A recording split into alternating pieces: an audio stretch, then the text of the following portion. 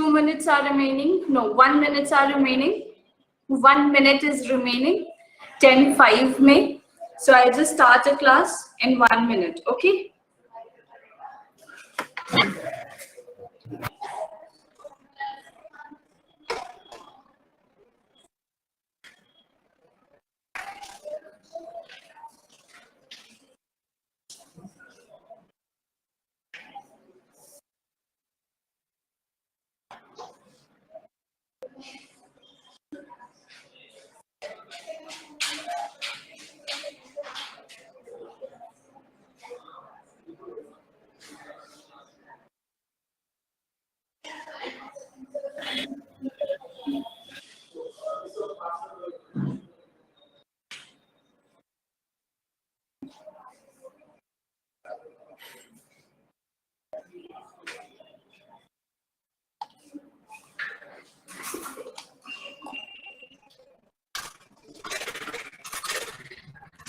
Okay guys, so we will start now.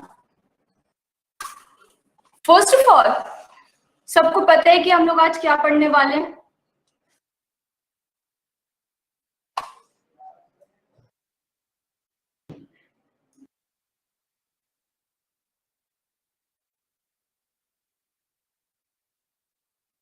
किसको किसको पता है कि हम लोग आज क्या पढ़ने वाले हैं? जिसको नहीं पता उसको कभी नहीं पता होता.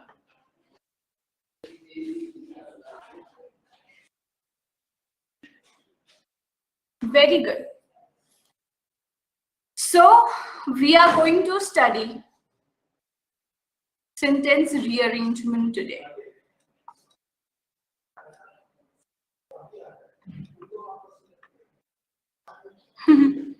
Very good answer. इंग्लिश ही पढ़ेंगे, अब संस्कृत तो मैं पढ़ाऊंगी नहीं. वैसे पढ़ा सकते हैं if you guys want. Sentence rearrangement जो होता है ना, वो आई गेस लोगों के माइंड में एक फियर है इसका. मतलब लोगों को ऐसा लगता है there is a fear of sentence rearrangement in the mind of the students. ये अंजलि जैन है बेटा. कोई क्वेश्चन डिस्कशन नहीं करा रही हूँ मैं. तुम लोग आई गेस क्वेश्चन डिस्कशन के लिए ज्वाइन किए हो, बट बच्चे मैं कोई क्वेश्चन डिस्कशन नहीं करा रही क्योंकि कोई क्वेश्चन आया ही नहीं है तो मैं डिस्कस क्या कराऊंगी. ठीक है, मैं यहाँ पे रीअरेंजमेंट पढ़ा रही हूँ. बाकी if you want to stay you can stay, if you want to go you can go. मुझे कोई इशू भी नहीं है. ठीक है, it's completely your wish. So क्योंकि आप लोग तो पढ़ चुके हो, दैट इज द रीजन मैंने ऐसा बोला. ओ Dhruv, thank you so much. तुम्हारे बिना क्या होता फिर मेरा. Okay, bye bye. There is a fear in the mind of each and every student कि sentence rearrangement करते कैसे हैं. ठीक है, अब देखो एक जो चीज होती है ना जिसको हम कहते हैं पैसेज. ठीक है, अब जो ये रीअरेंजमेंट होता है ना, this is a type of passage only. ठीक है, एक पैसेज को हम लोगों ने क्या कर रखा है, एक पैसेज को हम लोगों ने छोटे छोटे सेंटेंसेस में ब्रेक कर रखे हैं. ठीक है, एक पैसेज को हमने छोटे छोटे सेंटेंसेस में ब्रेक कर रखे हैं और उसको हमने ज्वाइन करके वापस से एक पैसेज बनाना है. ठीक है, उसको वापस से हमें उसको ज्वाइन करके वापस से हमें एक पैसेज बनाना है. That is what is sentence rearrangement. ठीक है, अब इसको अरेंज करेंगे कैसे? ये जो छोटी छोटी चीजें तोड़ दी गई हैं, इसको हम लोग अरेंज करेंगे कैसे? इसके लिए अगर आपके माइंड में कुछ है या आपने कुछ सोच रखा है कि हाँ अगर ये इस टाइप का आएगा तो मैं इसको इस तरीके से सॉल्व करूंगा या करूंगी, तो बेटा आप बेझिझक उसको आंसर कर सकते हैं. एनी वन ऑफ यू, जिस किसी के भी जो भी बच्चा यहाँ पे प्रेजेंट है, अगर उनको ऐसा लगता है कि हाँ मतलब ऐसे करेंगे तो हो जाएगा, वो बच्चा मेरे साथ डिस्कस कर सकते हैं कि हाँ मैम मैं ऐसे करना चाहता हूँ सेंटेंस रीअरेंजमेंट को।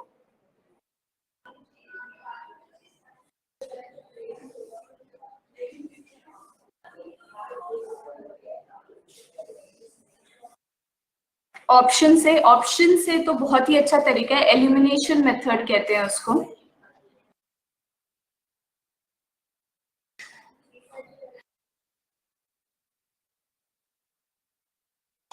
अच्छा, पहले वो देखिएगा कि सेंटेंस कहाँ से स्टार्ट हो रहा है।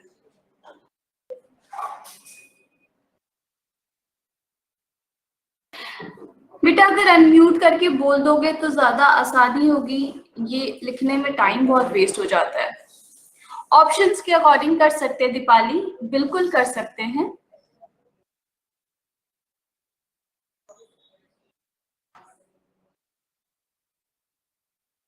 सबके अपने अपने लॉजिक है, ठीक है।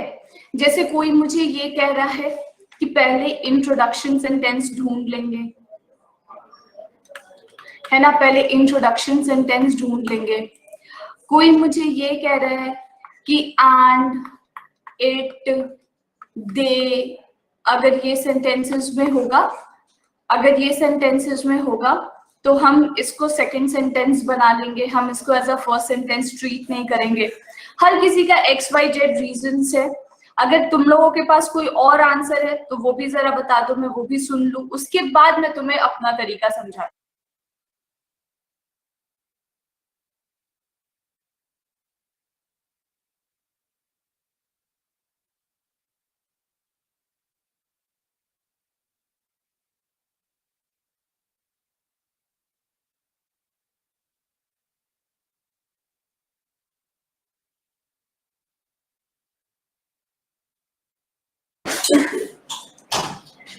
No other idea. Perfect perfect. अब बेटा कभी भी ना यूट्यूब पे जाके या गूगल पे जाके टाइप करोगे how to solve sentence rearrangement, तो गूगल में, यूट्यूब में, जैसे मोस्टली हमारे बच्चे करते हैं, उनको बहुत भरोसा है इन चीजों पे, गूगल पे यूट्यूब पे, तो हमारे बच्चे करते हैं। तो वो क्या करेंगे कि यूट्यूब पे डालोगे how to solve sentence rearrangement, वहां पे दुनिया के टीचर्स आएंगे और सारे teachers, most of the teachers specially, वो आपको ये बताते हैं कि सबसे पहले इंट्रोडक्टरी सेंटेंस को ढूंढ लो, जो सेंटेंस इंट्रोडक्शन दे रहा हो उसको ढूंढ लो, उसके बाद कंक्लूडिंग स्टेटमेंट ढूंढ लो, ठीक है, और उसके बाद मिड के सेंटेंसेस को अरेंज कर दो अकॉर्डिंगली। लेकिन जो सबसे पहला तरीका है वो यही है, केशव का अपना तरीका है, लेकिन जो सबसे पहला तरीका है वो यही है कि इंट्रोडक्टरी सेंटेंस ढूंढ लो, कंक्लूडिंग स्टेटमेंट ढूंढ लो। बेटा रीअरेंजमेंट आप ऐसा ना सिर्फ और सिर्फ एसएससी पीक्यूआरएस में सॉल्व कर सकते हो, बैंकिंग का एक क्वेश्चन नहीं बना पाओगे। You won't be able to solve a single question of banking if you are following this trick. कभी नहीं बनेगा। एसएससी के पीक्यूआरएस बन जाएंगे, बिल्कुल बन जाएंगे। इसी पे थोड़ा बहुत बेस्ड होता है, थोड़ा इन्हीं में घुमा फिरा के देते हैं, कभी कभी कोई ट्रिक घुसा देते हैं, तो उसके लिए तो मैं हूं ही जिंदा, तो वो कोई चिंता वाली बात नहीं है। लेकिन बैंकिंग का एक भी क्वेश्चन आपसे हिलेगा भी नहीं इस तरीके से। तो बैंकिंग वाले बच्चे क्या करेंगे भाई, वो कैसे इस तरीके के क्वेश्चंस को बनाएंगे, क्योंकि बैंकिंग में थोड़ा सा ये लेवल अच्छा आता है। देखो सेंटेंस रीअरेंजमेंट जो होता है ना, जितने भी कॉम्पिटिटिव एग्जाम ले लो, SSC, banking, CAT, MAT, CLAT CAT, MAT, CLAT, जो भी हैं, जिसमें भी इंग्लिश का सेक्शन आता है, हर किसी में सेंटेंस रीअरेंजमेंट आता है। नंबर ऑफ क्वेश्चंस वैरी करेगा, 3 नंबर, 4 नंबर, 5 नंबर, बट हमारा ये बैंकिंग में आता है तो 3 नंबर का आता है या 5 नंबर का आता है। एसएससी वाले बच्चों की तो बेटा तुम लोगों के लिए तो इतना ही इंपॉर्टेंट चैप्टर है जिसकी कोई लिमिट नहीं है। क्योंकि ये प्रीलिम्स में आपके 2 क्वेश्चंस होते हैं of 4 marks and in mains there is 20 questions of PQRS of 20 marks, that means 24 marks are covered by 24 marks are covered by एक particular chapter। तो सिर्फ इसी में कमांड है तो आप 24 नंबर ला सकते हैं आप अपने SSC के पेपर में। 24 marks, it matters a lot, lot मतलब lot, है ना, तो वो बहुत फर्क पड़ जाता है। लेकिन बैंकिंग का एग्जाम जब कंसिडर करते हैं तो आप लोगों के प्रीलिम्स में 3 नंबर का आ जाएगा क्या मैम? ये भी तो क्या क्या विशाल बोलो, ये भी तो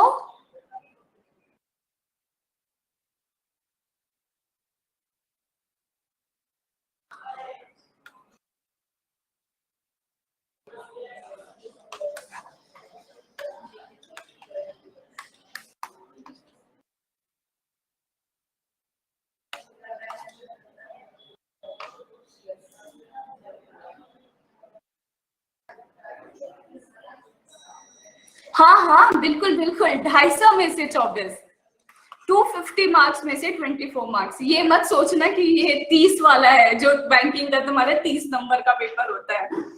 still it covers a huge percentage, but या इट इज 24 आउट ऑफ 250, है ना, बिल्कुल सही बात है। हाँ जी, तो ये बैंकिंग में तुम्हारा प्री का परसेंटेज बड़ा स्ट्रॉन्ग बना दिया मोहित सर ने आप लोगों का, कॉन्ग्रेचुलेशंस। प्री में 3 से 5 नंबर का आएगा, मेंस में 5 नंबर का आएगा, ठीक, ये ऐसे ही आता है। अब देखो किसको सॉल्व कैसे करोगे। अब तो तुम्हें, अभी तक तो मैंने तुम्हें इसकी इंपॉर्टेंस बताई, ठीक। अब इसको सॉल्व करने का 2-4 तुम्हें अच्छा तरीका बताते हैं। एक तो ना बेटा इसके लिए सबसे इंपॉर्टेंट बात है रीडिंग स्किल। बिना रीडिंग स्किल कुछ नहीं होता। दूसरा आपका होता है कॉम्प्रिहेंशन, दैट इज अंडरस्टैंडिंग, और तीसरा आपका होता है ग्रामर। ये तीनों चीज सेंटेंस रीअरेंजमेंट के लिए कंपलसरी है।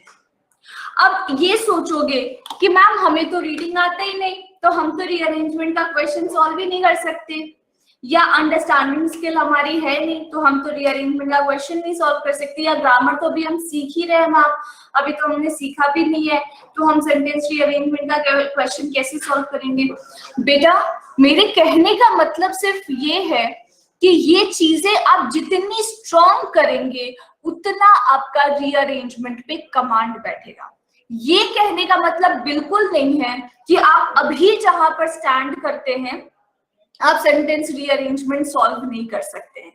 मेरे कहने का मतलब ये है कि इन तीनों चीजों को आप स्ट्रॉन्ग करेंगे तो आपका रीअरेंजमेंट पे कमांड अच्छा होगा। बात समझ में आ गई? हाँ, नहीं तो ये बोल देना कि मैम मेरी रीडिंग स्किल है ही नहीं तो मैं क्या पढ़ूं, छोड़ो रहने दो। ना ना, तुम्हारी तो सब कुछ है, बस नंबर ही नहीं आते। मेरी आवाज कट रही है क्या? राशि कह रही है ऐसा कि मेरी आवाज कट कट कर आ रही है। नहीं राशि, तुम्हारा नेटवर्क इशू है। बेटा मेरे लिए सेंटेंस रीअरेंजमेंट सॉल्व करने का सिर्फ एक ही तरीका है जिसको हम बोलते हैं पेयर्स, टू मेक पेयर्स।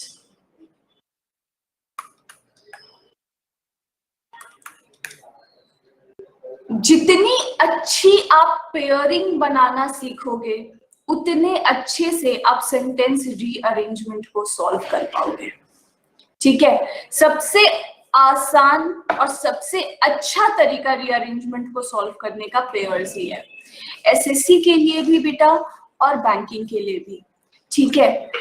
अब पेयर्स हम बनाते कैसे हैं? सबसे पहले आई इंट्रोड्यूस दैट कि हाउ टू मेक पेयर्स। तो अब जैसे कि सबसे पहला पॉइंट तो मैं समझाती हूँ। देखो रीअरेंजमेंट के क्वेश्चंस 2 टाइप से आते हैं आपके एग्जाम में। ठीक है, एक तो आपका क्या हो गया कि ये 3-4 पैसेज दिए हुए हैं, ये मतलब 3-4 लाइन दी हुई है। अब इसको रीअरेंज करके आपको एक मीनिंगफुल पैसेज बनाना है, या फिर दूसरे टाइप का एक रीअरेंजमेंट आता है जिसमें आपका एक पूरा का पूरा सेंटेंस होता है जो 3-4 पार्ट में स्प्लिट होता है। ठीक है, ई होता है पार्ट, उसमें 3-4 पार्ट में स्प्लिट होता है। ई पार्ट होता है नो रीअरेंजमेंट रिक्वायर्ड, और एबीसीडी होता है जिसको आपको एबीसीडी बीबीएसी बीएडीसी ऐसे करके ऑप्शंस दिए होते हैं, और एक ही सेंटेंस को आपको रीअरेंज करके मीनिंगफुल सेंटेंस बनाना होता है। ठीक, अगर इस टाइप का रीअरेंजमेंट आया हुआ है तो आप बहुत खुशकिस्मत हैं, बिल्कुल भी आपको डरने की जरूरत नहीं है, आप बहुत आसानी से इन क्वेश्चंस को सॉल्व कर सकते हैं। ठीक है, लेकिन जब बच्चे इस टाइप का रीअरेंजमेंट आता है ना तो कंफ्यूजन क्रिएट होता है। ठीक है, अब ये जो इस टाइप का रीअरेंजमेंट है ये प्रीलिम्स में देखने को मिलता है, और इस टाइप का जो रीअरेंजमेंट होता है ये आपका मेंस में देखने को मिलता है। डिफरेंस भी मैं बता दे रही हूँ दोनों में क्या है, कि जो एक सेंटेंस का रीअरेंजमेंट होता है वो आपको प्रीलिम्स में देखने को मिलेगा, और जो पैराग्राफ रीअरेंजमेंट्स होते हैं वो मोस्टली आपको मेंस में देखने को मिलते हैं। ठीक है, अब समझना पेयर्स को बनाते कैसे हैं। सबसे पॉइंट नंबर 1, सबसे पहला पॉइंट, सपोज मान लेते हैं बेटा कि ए बी सी डी ई करके 5 सेंटेंसेस दिए गए हैं। ठीक है, ये आपके सेंटेंसेस हैं। सिर्फ कंसेप्ट को समझना, उसके बाद क्वेश्चन सॉल्व करेंगे तो क्लैरिटी आ जाएगी। ए बी सी डी ई करके 5 सेंटेंसेस हैं, ये 5 सेंटेंसेस आपको दिए गए हैं। यहां पर लिखा हुआ है अ वर्क, यहां पे लिखा हुआ है द वर्क। ठीक है, सेम नाउन है वर्क, सेम नाउन है वर्क, डिफरेंस क्या है आर्टिकल का, कि यहां पे लिखा हुआ है अ वर्क, यहां पे क्या लिखा हुआ है द वर्क। ठीक, जब कभी भी सेम नाउन के पहले अलग अलग आर्टिकल लिखे जाएंगे, ठीक है, फिर से रिपीट कर रही हूं, जब कभी भी सेम नाउन के पहले अलग अलग आर्टिकल लिखे जाएंगे तो इनडेफिनेट आर्टिकल हमेशा पहले आएगा और डेफिनेट आर्टिकल हमेशा बाद में आएगा। बात समझ आई? इनडेफिनेट आर्टिकल हमेशा पहले आएगा और डेफिनेट आर्टिकल हमेशा बाद में आएगा। मतलब ए सी पेयर बनेगा, ठीक है, ए और सी पेयर बनाएगा, लेकिन बेटा कंफ्यूजन तो इसमें भी हो रहा है ना कि ए सी पेयर बना रहे हैं क्योंकि दोनों में वर्क है, ये बात तो हमें समझ में आ गई, लेकिन वो रीअरेंज किस तरीके से होगा, ए सी या सी ए, ये भी तो सोचने वाली बात है कि ए पहले आएगा कि सी पहले आएगा, ये भी सोचना है। तो बेटा वो आर्टिकल के बेसिस पे आप आइडेंटिफाई करेंगे कि इनडेफिनेट आर्टिकल पहले आता है, डेफिनेट आर्टिकल हमेशा बाद में आता है। तो पहला जो आपका पेयर बनता है that is on the basis of articles. Clear है सबको? बात समझ में आ गई? On the basis of articles आप कैसे पेयर बनाओगे। अब दूसरे पॉइंट पे आते हैं, दूसरे पॉइंट पे आते हैं, इनडेफिनेट डेफिनेट क्या होता है। बहुत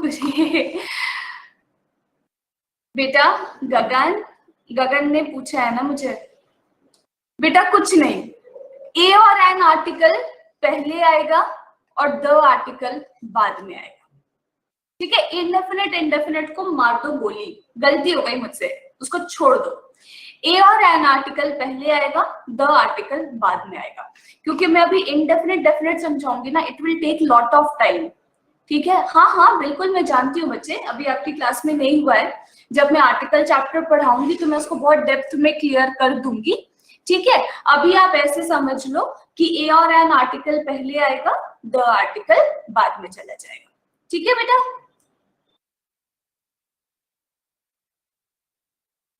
उसके बाद सेकेंड जो तरीका है सॉल्व करने का, सपोज फिर से तुम्हारे पास 5 सेंटेंसेस दिए गए हैं, 1 2 3 4 5। ये पूरी दुनिया जानती है, इसमें कुछ नायाब चीज मैं लेकर नहीं आई हूं। ये आपके सेंटेंसेस हैं। यहाँ पे लिखा हुआ है Ram is a good boy,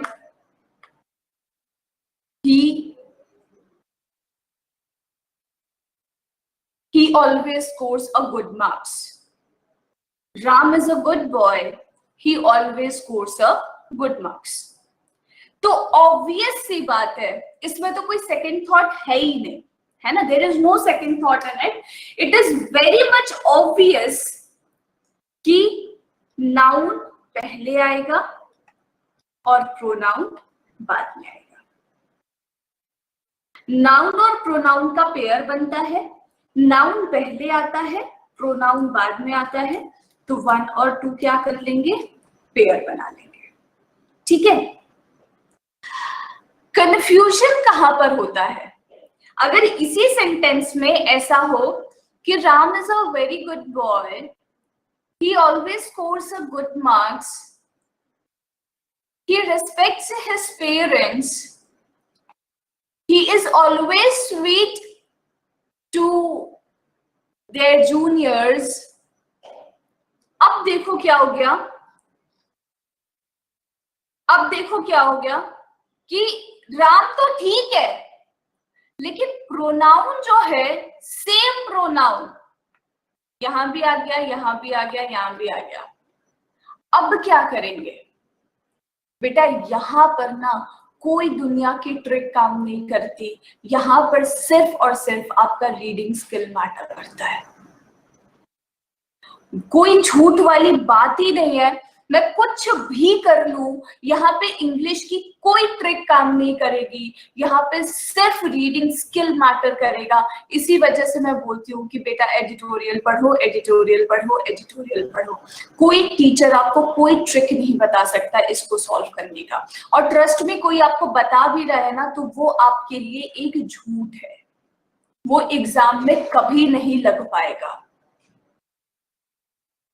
ये भी बात समझ लो बड़े ध्यान से। क्लियर है?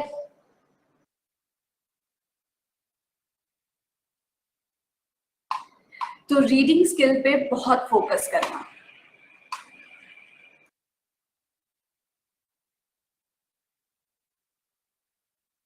अब उसके बाद तीसरा पॉइंट पे आता है। ठीक है, फिर से तुम्हारे पास क्या होगा, 5 सेंटेंसेस होंगे। ए, बी, सी, डी, ई। ठीक है, 5 सेंटेंसेस हैं आपके पास। अब आपने क्या करना है, ठीक है, अब आपने क्या करना है, यहां पर लिखा है मैंने कि लेक्चरर 1, इकोनॉमिक्स लेक्चरर है, ठीक है, lecturer 1 is a very decent lecturer. He always explains everything in detail। बेटा मैं पूरा पूरा सेंटेंस लिख नहीं सकती, लेकिन मैं बोल रही हूं, प्लीज आप लोग उसको थोड़ा माइंड में रखिएगा। Lecturer 1 is a very decent person. He always explains everything in detail। Clear है पॉइंट? उसके बाद आ गया लेक्चरर 2। सपोज ये लेक्चरर 1 राम है और ये लेक्चरर 2 मोहन है। Lecturer 2 is very hardworking person. he explains everything, but student always gets afraid of him. Getting my point? He explains everything, but student always gets afraid of him. चारों line समझ में आ गई? Lecturer 1 is very decent person. He always explains everything in detail. Okay.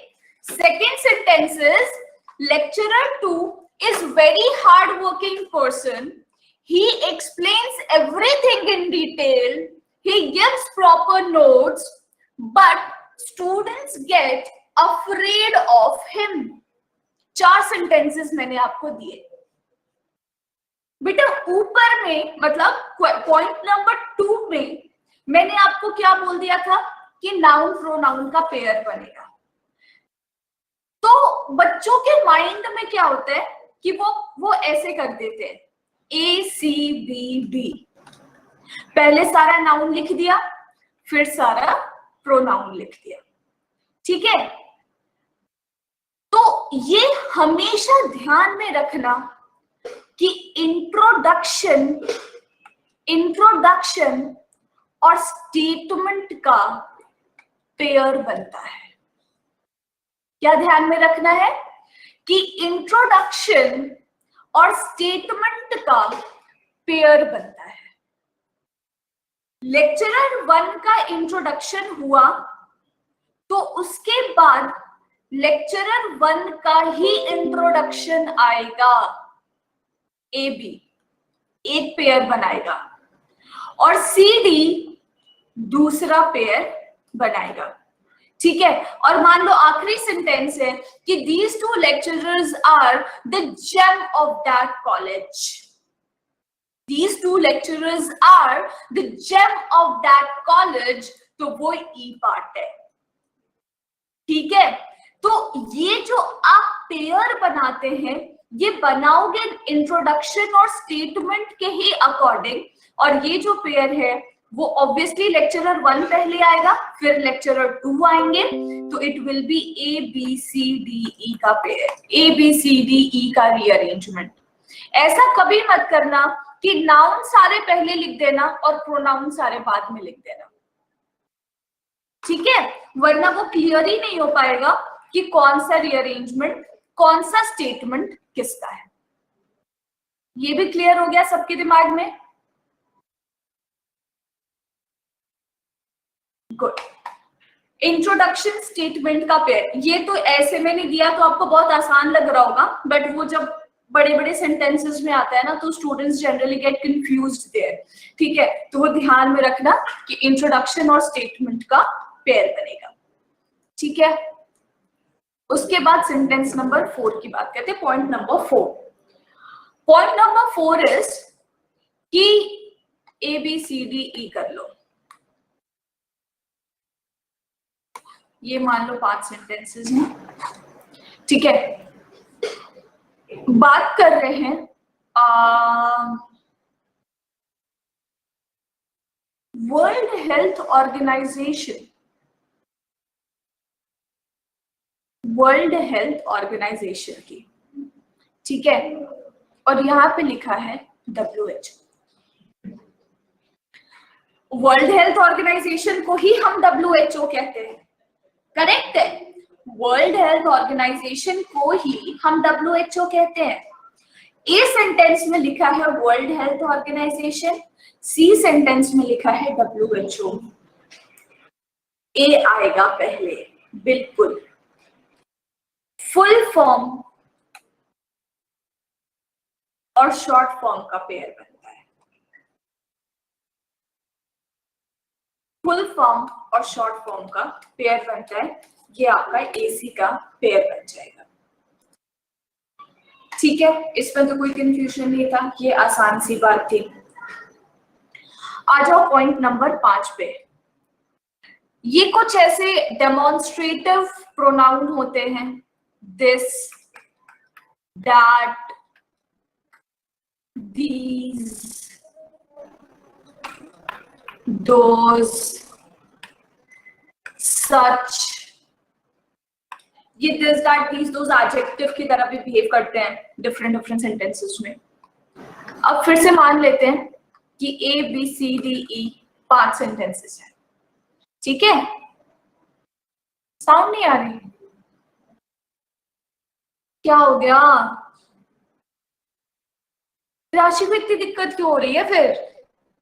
तुम सबको जब आ रही है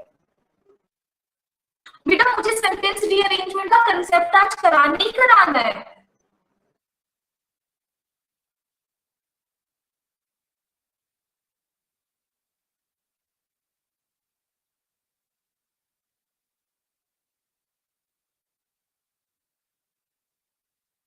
राशि आप ज्वाइन भी नहीं हो बेटा, लिसन ओनली तो करो। वहां पे कुछ वो ज्वाइन भी नहीं है, उसको चैट बॉक्स में लिख के बोलो कि रिफ्रेश करके लिसन ओनली पे क्लिक करें। गाइस जेन्युइनली उसकी हेल्प कर दो, मजाक उड़ाने से अच्छा है।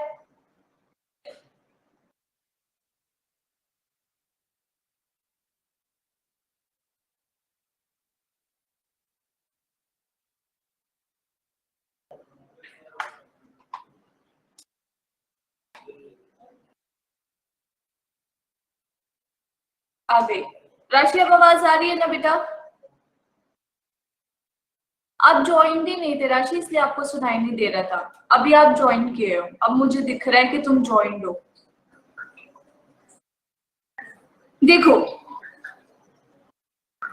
कोई बात नहीं, वैसे भी रिकॉर्डिंग ऑन है, अगर कुछ मिस भी हो जाता है तो आप लोग को रिकॉर्डिंग मिल जाएगी क्लास की।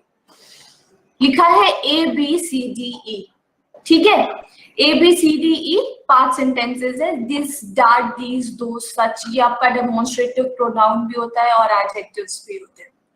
बेटा ये अगर किसी सेंटेंस में यूज्ड है ना तो समझना पेयर पक्का बनेगा, ठीक है? ये अगर किसी सेंटेंस में यूज्ड है तो देखते ही समझ जाना कि पेयर तो पक्का बनेगा, कुछ ना कुछ जरूर होगा सेंटेंस में, ठीक है? तो इसका ना पेयर बनता है कैसे है समझना। सपोज सी में लिखा हुआ है दिस पेन, सपोज सी में लिखा हुआ है दिस पेन, ठीक है? और ए में लिखा हुआ है कि I have done all my work with a pen. This pen is very lucky to me. Suppose ऐसा कोई सेंटेंस है, ठीक है? बी सी में भी कुछ कुछ होगा, कुछ कुछ होगा, मैं बिल्कुल मना नहीं कर रही। बी डी ई में भी कुछ कुछ सेंटेंसेस होंगे, है ना? But I am not framing it. But एक चीज ये ध्यान में रखना कि दिस के बाद जो नाउन यूज्ड है, ठीक है, दिस के बाद जो नाउन यूज्ड है वो नाउन अगर ऊपर कहीं भी है या नीचे कहीं भी है तो वो नाउन हमेशा दिस के पहले आकर उसके साथ पेयर बनाएगा, ठीक है? वो नाउन हमेशा दिस प्लस नाउन के पहले आकर उसके साथ पेयर बनाएगा। दैट मीन्स ए और सी का हमेशा पेयर बनेगा। मतलब अभी तो आप लोग को ये कंफ्यूजन हो सकता है ना, क्योंकि यहाँ पे बी स्टेटमेंट नहीं लिखा हुआ है, डी स्टेटमेंट नहीं लिखा हुआ है, ई स्टेटमेंट नहीं लिखा हुआ है। बट इसी वजह से मैं सिर्फ एक बात बता रही हूँ कि जहां पर ये नाउन लिखा हुआ है, जहां पर नाउन है और सेम नाउन के साथ जब दिस और ये नाउन वन ही लिखा हुआ है, नाउन वन, या दैट प्लस नाउन वन लिखा हुआ है, तो N1 और दिस N1 या दैट N1 हमेशा पेयर बनाते हैं, ठीक है? तो उसी वजह से यहाँ पर ए और सी का आपका क्या बन जाएगा? पेयर बन जाएगा। क्लियर है बात?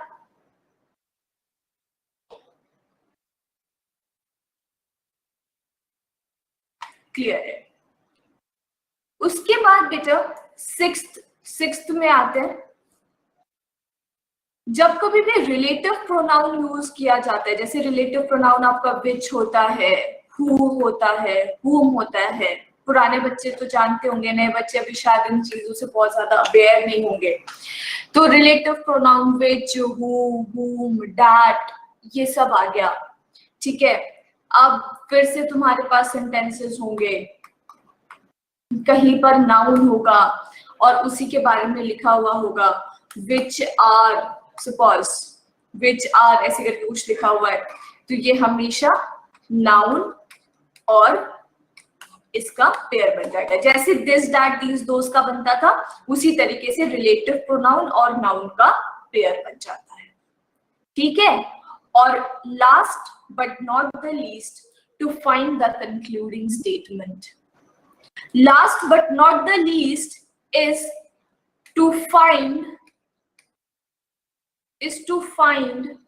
the concluding statement.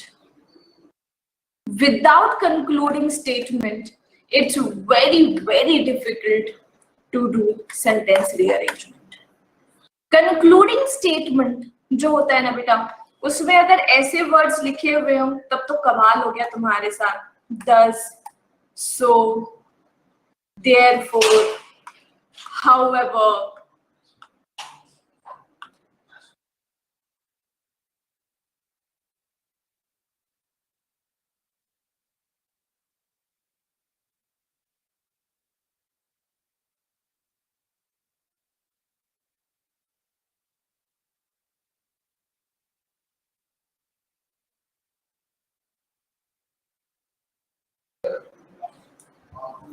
thus है, so है, therefore है, however है।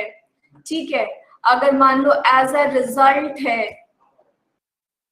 ठीक है, ये सारे वर्ड्स अगर यूज्ड हैं तो हम इसको कंक्लूडिंग स्टेटमेंट की तरह ट्रीट करते हैं। ठीक है, हम इसको कंक्लूडिंग स्टेटमेंट की तरह ट्रीट करते हैं।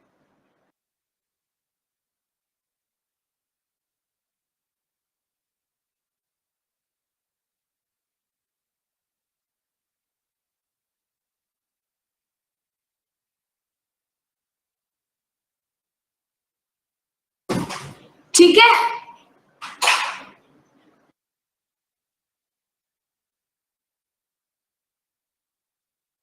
ये आपका कंक्लूडिंग स्टेटमेंट आइडेंटिफाई करने का तरीका होता है। ठीक है बेटा, ये पेयर्स बनाना, कंक्लूडिंग स्टेटमेंट, इंट्रोडक्टरी स्टेटमेंट, ये सब क्लियर हुआ ना। अब कुछ क्वेश्चंस सॉल्व करोगे, इसका एप्लीकेशन सेंटेंस में देखोगे, एक्चुअली रियल क्वेश्चंस में देखोगे तो चीजें ना बहुत ज्यादा, मतलब थोड़ा और अच्छे से क्लियर हो जाएगा। ठीक है,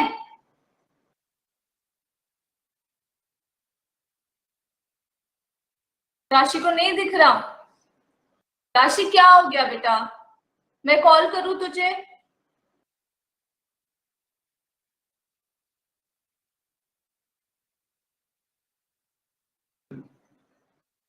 चलिए वो YouTube से देख लेगी, तुम चिंता मत करो, राशि मेरी बहुत सही बच्ची है।